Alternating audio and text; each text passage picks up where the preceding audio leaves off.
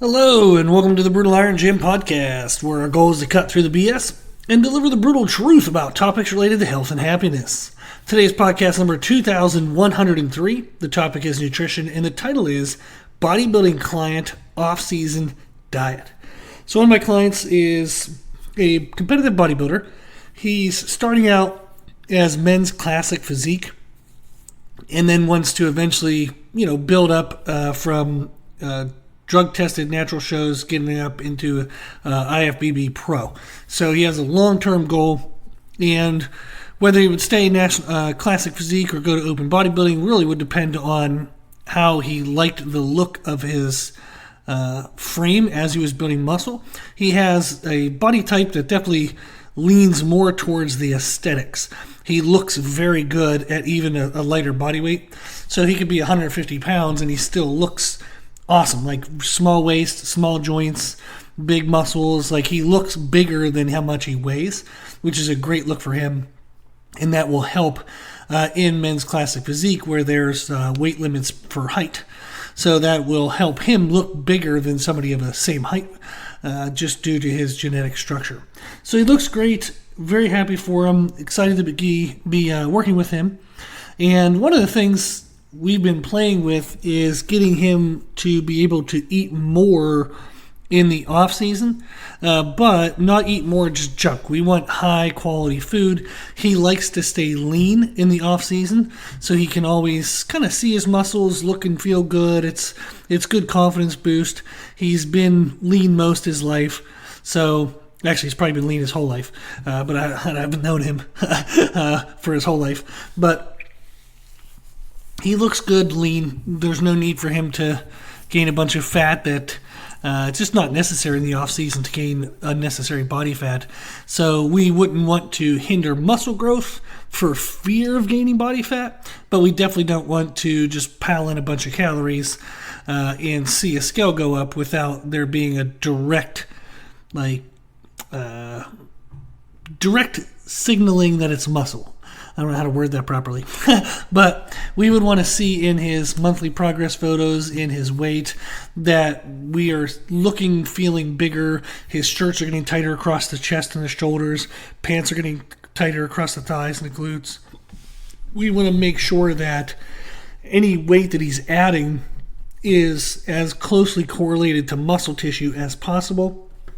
Now, can we do things like DEXA scans to have a better idea of what's going on? Absolutely. I have a lot of clients that do that.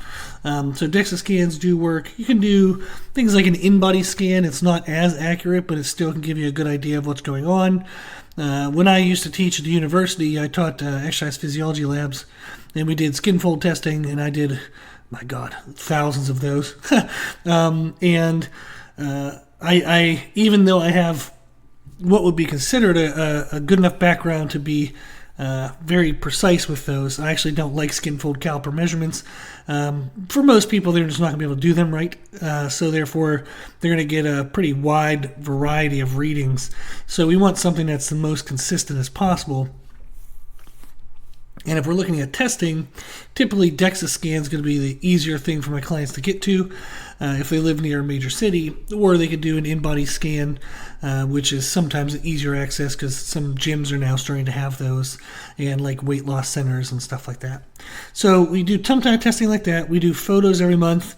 How do your clothes feel? We do subjective things like that as well, because if you're wearing the same shirt, every month, and it's starting to get super snug, or pants are starting to get super snug, you know your body's changing. So it helps to have those indicators as well as any direct testing, such as like a DEXA scan. So recently, he has been doing well, like eating, but probably a little bit of under eating. So we wanted to create more consistency with his nutrition to make sure he's eating enough to grow to maximize this off season. So he wrote in his journal, I wonder if you could write out a plan based on what you've kind of seen me eat. I think just seeing what works for a day would make it infinitely easier cutting out the whole thought and planning process. And once I can see that, I can stick to it and eat the same thing every day. Yes. So that is pretty common with a lot of the bodybuilding clients I have. And aesthetic athletes where like bikini, wellness, figure, women's physique, men's classic physique, men's bodybuilding. They do tend to eat in what we call, I call it streaky eating. So that's what Meredith and I always call it for ourselves, is we'll eat the same foods every day for like a couple months, and then all of a sudden maybe we'll make one change because I wanted to see like what the difference was, and then I'll eat that food for a couple months, which is sometimes a bummer because before you make that transition, we'll buy in bulk, and I'll buy maybe like 10 of something, and then I only get 1 or 2 in, then all of a sudden I change my foods, and now I have like 8 of these things sitting in the food pantry. So we do actually drop them off at various places for people if we have stuff too long that we think is, just wasting away. But that is common to have streaky eating. If you just eat the same thing every day, it just makes it easier. That's what I like about it is I have the same foods every day. It makes it super easy to grocery shop, easy to budget for, easy to prep every morning. I don't mind my food. Like, it's maybe not the most delicious food in the world, but I don't hate it. So I can do with it every day and then just keep crushing my other goals in life, like business and relationship goals with Meredith, doing other things, working on projects around the house. Like, I just don't want to waste time and effort and thought on food. I don't care about it enough. I just want the result of it, and that makes it easier for me than just to kind of eat the same things all the time. So the meal plan that I wrote for him, I thought would be fun to share in today's podcast, just to give some idea of what an off-season kind of bodybuilding client's diet looks like. It is not fancy. It's really boring and basic, actually. But that can be the benefit, is to see that it is boring and basic. It doesn't have to be, you don't have to have 3 fruits and vegetables every single meal, and every color in the rainbow in all your foods. You don't have to prep everything for a half hour. It's just, you can make things easier on yourself. So that's why I wanted to go through. What I wrote to him in his journal, so all my clients have an online journal that's private for them. We just exchange Q&A every week with video reviews, nutrition reviews, and whatnot. So that's what he wrote. It was in his journal, and I wrote back to him. This is the diet structure I follow along with many other bodybuilding aesthetic athletes I work with. This uses some dietary principles you'd find in the Vertical Diet by Stan Efferding, as well as other bodybuilding coaches. For example, it front loads the day with a high protein intake paired with sugars that increase insulin, which helps to shuttle the protein and carbs into the muscle cells to start the day. The yogurt, and actually I'm using yogurt for him, the yogurt helps gut bacteria to improve digestion for the day, and the daytime meals all keep insulin levels low, so you can have a greater response in the morning meal and in the intra-workout drink by keeping the insulin-based response lower in your other meals. So essentially what we're doing is we're eating in a way that we want to, at some meals, have the nutrients digested quickly and shuttled into the muscle cells very quickly. Then at other meals, we want to slow that process down and have it kind of take some time, because it gives them more sustainable energy. It reduces the amount of nutrients flushing the system, which at that time, if you don't have a high demand for it, can be converted over to body fat faster and easier. So you want to limit when you have nutrients kind of dumping into the system versus when you have nutrients slowly trickling into the system. For this client, since he's already lean, meaning we're not really worrying about a little bit of possible fat formation right away. Like, we don't want a ton of fat formation, but we have some wiggle room to where if we started to see it happen, we would catch it and then we could slow things down. And he's not trying to take off a bunch of weight in the off season. I have some clients where maybe they've done a bad prep before with some other coach. They had a horrible rebound and gained like 40, 50 pounds. And then they're like, hey, can I do the off season with you? And then we'll go into a contest prep. And I'm like, hell yeah, that'd be fun. That'd be great. But in the off season, we actually have to get you leaner. We don't want to go into the next prep where we're at. We have to fix your metabolism. We have to bring your body weight down, your body fat down. So that way, when we start the next prep, your metabolism's in a healthier place and we don't have as much body fat to take off. So we might actually have to focus in the off season on losing body fat which, is unfortunate. You can still build a ton of muscle tissue by maximizing your protein timing and intake. But is that going to be as fun or gain as much muscle as somebody who isn't having to worry about fat loss in the off season? Absolutely, you're going to have some impairment of muscle building, but it is possible to lose fat and build muscle at a kind of a lower rate for fat loss if you're just doing it in the off season, to where you can still build the muscle and get the goal of the off season. However, if the goal of the off season is to have a better upcoming contest, well, then for somebody who has a damaged metabolism and they're 40, 50 pounds overweight, that's going to be the better focus than gaining a bunch of muscle tissue. Let's fix the metabolism. Let's get their body fat down to an amount that isn't so damn far from their competition weight, so that way their next prep goes a little easier and they actually do have a better show. So for this client, the first meal of the day is quick digesting protein and quick carbs. So the example meal I gave for him that would be a quick option would be 30 grams of vanilla whey isolate protein. He's going to mix that with a cup and a half of plain non-fat Greek yogurt, 8 ounces of fruit juice, which is about 100 calories of sugars, and then 8 to 12 ounces of water, because the fruit juice won't be enough fluid to really make that blend into a nice drink that would be kind of like goopy. So you'd want to add a little bit of water to that. But that's going to be his a quick morning shake. So 30 grams of vanilla whey isolate protein, 1.5 cups of plain non-fat Greek yogurt, 8 ounces of fruit juice, and 8 to 12 ounces of water just to get the desired consistency. That would be 420 calories and 60 grams of protein. The more whole food type option we have, and this is again not going to sound, these are going to sound a little weird. So let me just read through this and I'll explain it. So another meal option would be 2 whole eggs, 1 cup egg whites, 1 whole banana, and then 30 grams of whey protein isolate. So for that one, the 2 whole eggs and 1 cup of egg whites, it's not going to be the most fun trying to have that like also with a banana. So he could add some hot sauce. He could add some little bit of like spices and things. The idea of that is if he didn't want to do a shake, some people like the whole food because it feels like they get to eat more volume of food. That's still going to digest very quickly. But it'll feel like a little bit more volume of food, and it does give them a different option. But it's still going to be quick digesting proteins and quick digesting carbs. So that meal is around 500 calories with 60 grams of protein. So they're close enough in calories that when we go to the end of the day, what we're really looking for is a range of calories, a consistency and range. If you try to aim for the exact same number of calories every day, say you want to have 2,650 calories a day, you're never going to get that literally to the exact calorie every single day if you have any food differences or varieties at all.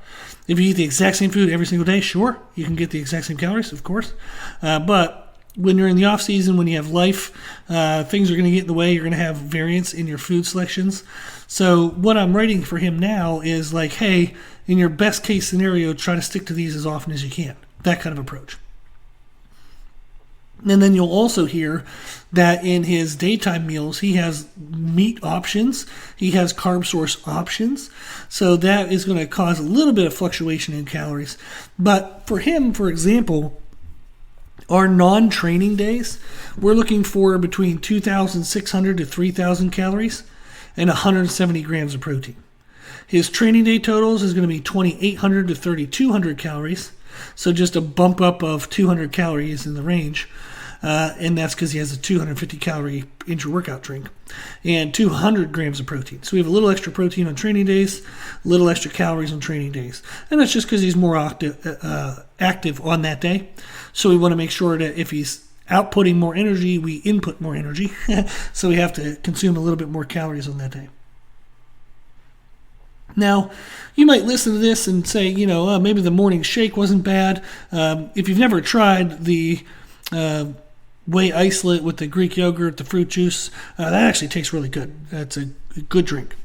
The 2 whole eggs, 1 cup egg whites, and a banana with some whey isolate. Not going to be the best meal. That's not a super fun meal. But it does give a different option.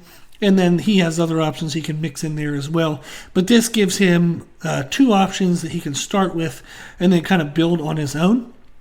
And he now knows the macros we're aiming for. We're aiming for quick digesting protein, quick carbs, around 450 to 500 calories with 60 grams of protein. So he can play with other foods, but at least we gave him some good ideas to start with. Then meals 2 and 3 are going to be the same during the day. The same parameters. He can have different foods, but the same parameters. On those meals, what we're looking for are slow digesting protein and slow carbs. So one option I gave him was something that I eat on a regular basis, but I gave him tuna pouches as an option. I use tuna cans because I eat at home, so it's just easier for you to manage cans. But if he's eating on the run, he's eating at work, having the pouches are actually easier. So 2 pouches of tuna would be 5 ounces. It's 160 calories, 30 grams of protein. Then we would pair with that a pouch of microwavable jasmine rice. And I sent him the brand that I think works well because it has good oil content. But it's 8.8 ounces, which is 280 grams of rice. That's going to be 480 calories with 9 grams of protein. He can have a sauce of his choice around 100 calories, whatever he wants that to be, taste-wise. So that meal is around 750 calories with 40 grams of protein. Now, if he didn't want tuna and rice, totally fine. So the other option he has is he can use 5 ounces of any kind of lean meat. And we define lean meat by having 4 grams of fat or less per 4 ounces. So you would find lean ground beef, lean turkey, lean ham, lean, he could do fish, he could do anything he wants. He could do chicken. So really any meat would be fine. Then he wants 100 grams of carbs. So we know like some foods might have like say 30 grams of protein is in the tuna. Some food might have, like a tablespoon of oil. I think has like, I just blanked on that. But it'll have certain many grams of fats. So what we're looking for here is 100 grams of carbs. So he's going to pair with that 5 ounces of lean meat some type of carb source that provides 100 grams of carbs. Not that the carb source weighs 100 grams. So I have a little bit of trouble with this, not so much with Americans, but outside of the United States, is if they weigh their foods in grams, we would be looking for 100 grams of carbs from a source of your choice, not 100 grams in weight of that carb source. There's a huge difference. So paired with the 5 ounces of lean meat, he's going to have 100 grams of carbs from, and it can be, potatoes, pasta, rice. It can be, a mixture of beans and rice if he wants. It could be a tortilla shell wrap. I don't care if he wants to make some like taco stuff. But the idea is that he's having a slow digesting carb, and he gets to kind of pick and choose from common carb sources and making sure that he gets 100 grams of carbs from that carb source. Then if he adds any sauce or dressing or whatever to that meal, he has to keep it under 100 calories. So that again gives him the option of 750 calories, 40 grams of protein, any kind of lean meat, any kind of carb source, put a sauce on for flavoring that's under 100 calories. Pretty easy. The meal 3 is going to be the exact same thing, same options. And then meal 4, we have the slow digesting protein again, and we have a low carb meal, but we make sure we have a fat source in this meal. So again, we're going to have 5 ounces of lean meat. He can add vegetables to his choice. This will add volume to the meal, but he has to keep it under 200 calories for whatever vegetables he chooses. Now, different vegetables will allow for different volumes within 200 calories. So if he's super hungry, he's going to pick the less nutriently dense, the less calorically dense vegetables, eat a lot of them before he'd ever get to 200 calories. If he's not as hungry, he has to throw in at least a little bit to help with fiber content and help with going to the bathroom. We also take supplements to help with fiber and whatnot. But then he's going to add 2 tablespoons of oil, which would be avocado, coconut, or macadamia nut oil. And that's going to be about 260 calories there. And then if he adds a sauce or anything, keep it under 100 calories as well. So the nighttime meal is basically meat and vegetables with an added oil. Now, that difference between the daytime meals each have the 100 grams of carbs that we would want for energy. The meal at night, we're going to swap the calories from the carbs in a sense and put in calories from fats. And that'll just slow down the digestion of that meal, which better matches his kind of energy demand and needs at night, because we just want that meal the protein to be slowly trickling into the bloodstream. So if we pair the protein with a fat source, that'll slow down the digestion of the protein. It'll make the release of the protein slower into the system while he's sleeping. So this is the idea of the structure that we have for our daily meals. Is we have the first meal is quick digesting protein with quick carbs. His 2 daytime meals are slow digesting protein with slow carbs. And then the last meal of the day is slow digesting protein, low carb, and an added fat source. And then his intra-workout drink, we're just going to do 30 grams of whey isolate protein with 8 ounces of fruit juice. And that'll be a good 250 calories, 30 grams of protein, a little bit of energy, a little bit of protein, getting through the workout, feeling good, making sure the muscles have what they need. Now, this diet, there's a lot of ways that people could structure this. If you notice, I didn't write in for him to have like fruits or vegetables in his daytime meals, and mostly the reason for that is he's already like struggling to eat enough. We don't want to add a lot of volume to his meals that just has calories that aren't going to help us. And he has to eat his daytime meals, usually on the go. So the less things he has to carry with him, the less things he has to prep, the better. So the daytime meals, being the exact same parameters, are helpful in the sense that he can just cook that stuff, the night before, pack it up, and just have the same thing in both meal like 2 and 3. He doesn't have to cook like 2 different types of meats, 2 different types of carbs, all these other things. He doesn't have to spend a lot of time meal prepping. So, for example, the one option of the tuna pouches and the jasmine rice pouch, they're all microwavable. You just grab 1 rice pouch from the food pantry, 2 pouches of the tuna, and make sure you have some kind of container and a fork, and you're good to go.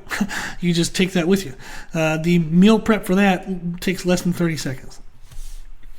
Now, if he wants to prep food and take it on his own, totally can do that.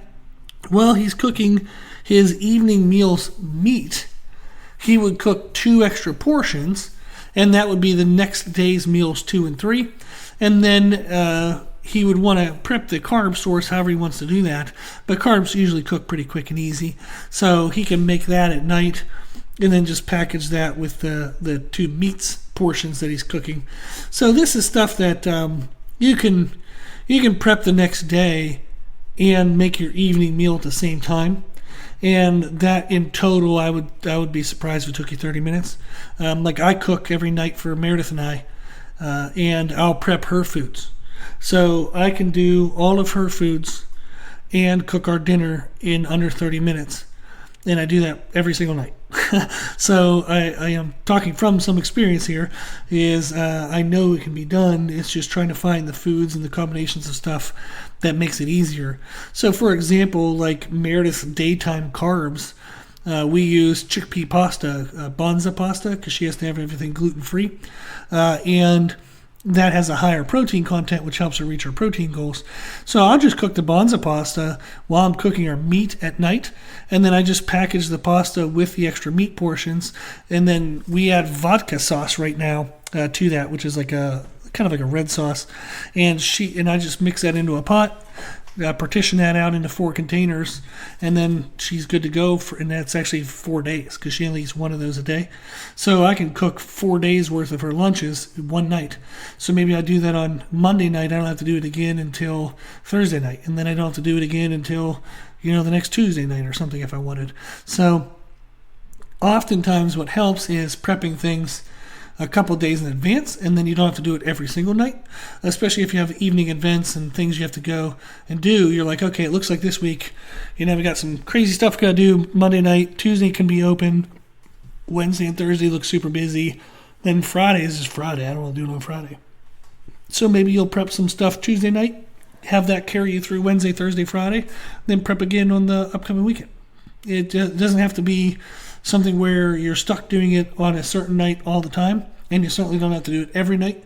You can prep things in batches and get it kind of prepared ahead of time. But this is a very easy diet that gives you some known structure, some known parameters to aim for, but it still allows for variety and allows for personal choice. And then also, like if he goes to a restaurant, he knows to aim for around 5 ounces of lean meat. He's going to know exactly what that is because he weighs it every damn day. So he's going to be able to see that and look at it pretty easily. So 5 ounces of meat. Then you would just pick a carb source that seems pretty clean. You can get like a baked potato, but don't have them put a ton of butter on it. So you can do lean meat, 5 ounces, baked potato, some vegetables without butter, and you have a good restaurant meal. Nothing wrong with that. So totally fine. But this would be the way in which I would typically have somebody eat. Is everything is quote unquote clean in the sense that there's not a lot of calories in sauces, which don't fill you up, but do add a lot of calories to your day. There's not a lot of sugars. We only are having the sugars when we want them, when we want the fast digesting aspects of the meals, the timing aspects.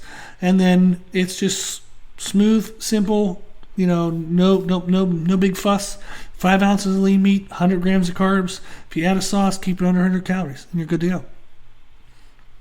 So this is an example of a bodybuilding client off-season diet. And then depending on the size of the client, obviously the portion sizes will change. If somebody has, say they're lactose intolerance, we're probably not going to use the Greek yogurt.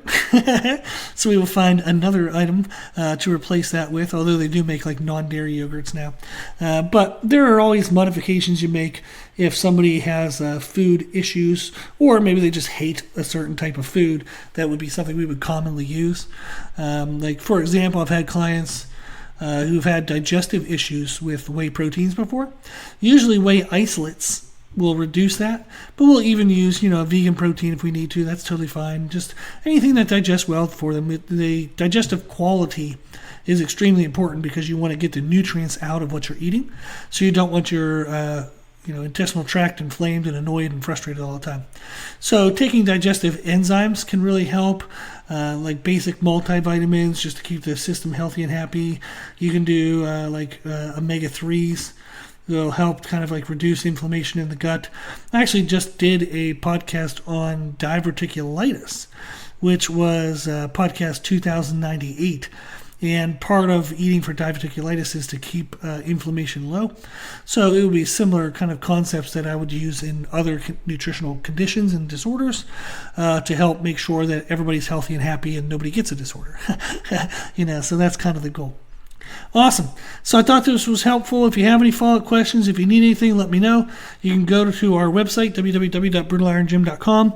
On there, we have a free nutrition education page. The first document on that page is how to create your own nutrition program. So if you want to find out what your calories and protein should be and how to set this up for you, it's totally for free on our website. We also have our nutrition coaching services, which is for nutrition only, or nutrition and training. So you can check out our services page as well to see other ways in which we might be able to help you out. Awesome. If you like the podcast, please share the podcast. The more people we share it with, the more people can help. If you like the podcast, please consider donating to support the podcast, which you can do on our website. And if you like the information we share in the podcast, you can find more from us on our social media channels. You can find us and follow us on Instagram and YouTube under the name Brutal Iron Gym. As always, I hope this was helpful, and thank you for listening.